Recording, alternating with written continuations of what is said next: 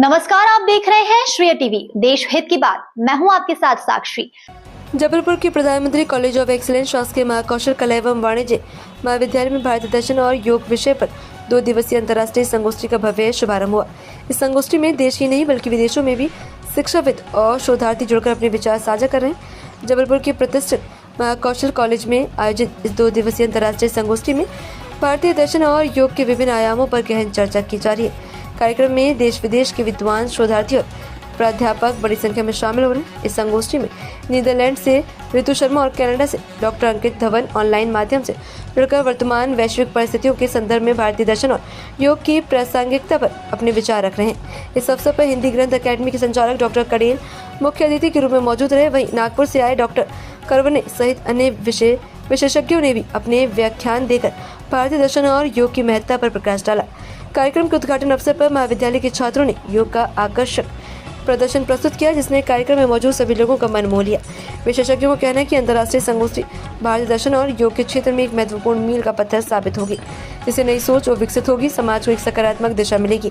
आइए सुनते हैं महाकौशल कॉलेज जबलपुर के अरुण शुक्ला ने इस संगोष्ठी को लेकर क्या कहा।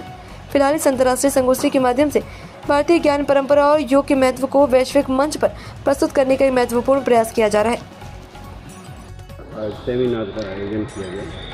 अंतर्राष्ट्रीय संगोष्ठी भारतीय दर्शन और योग पर प्रधानमंत्री एक्सीलेंस शासकीय महाकौशल महाविद्यालय में आयोजित की गई, जिसमें हमारे मुख्य अतिथि श्री कटेल जी, संचालक मध्य प्रदेश हिंदी ग्रंथ अकादमी के,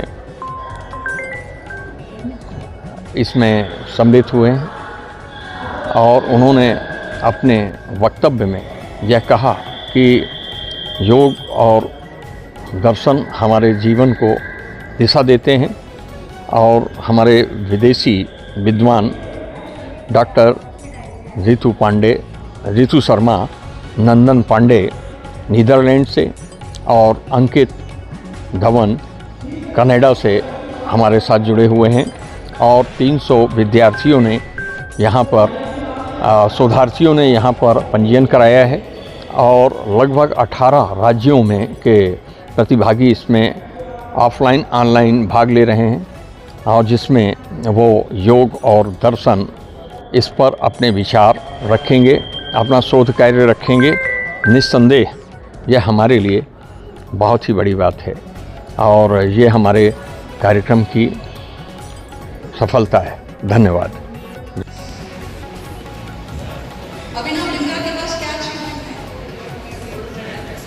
गोल्ड मेडल है शूटिंग में कितनी कंसंट्रेशन चाहिए?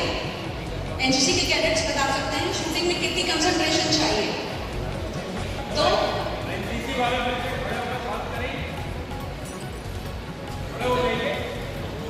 बहुत सारी कंसंट्रेशन चाहिए होती है, पर every sports person can do yoga and every Yogi can do sports. सिर्फ 1 मिनट और लूंगी। मैं आपको ये बता दूं कि मैं आपके सामने खड़ी हूँ, मेरी अपनी पर्सनल लाइफ के बारे में थोड़ा सा। I am a cancer surgeon.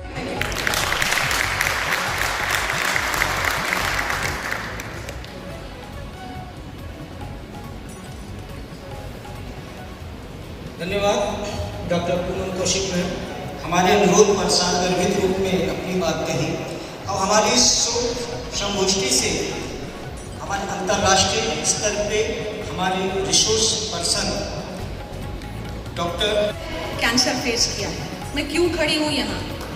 मैं योगा और फिजिकल एजुकेशन दोनों को क्रेडिट देती हूँ।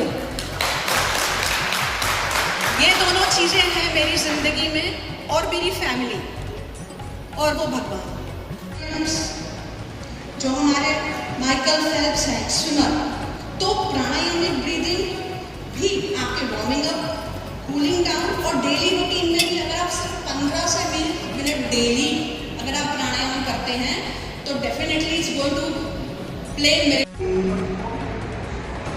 प्रधानमंत्री कॉलेज ऑफ एक्सीलेंस शासकीय महाकौशल स्वशासित